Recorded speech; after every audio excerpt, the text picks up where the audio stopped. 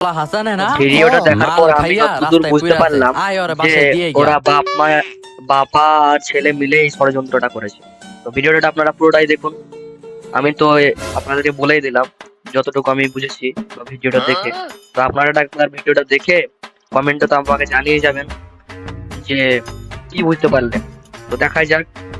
মাতাল হয়ে পড়েছিল, ওটা মাতাল হওয়ার নাটক করছিল, মাতাল ছিল না আদৌ। কাকা এই যে আপনার পোলায় রাস্তায় মাল খায়া লেড়াই তার বাপের কাছে যখন নিয়ে এলো তখন বাপ দেখুন কত ভদ্র শান্তভাবে ছেলেকে নিয়ে এসে শুয়ে দিল। কি করস মাল মানে খায় এত পড়ে ভালো থাকস। বাপ।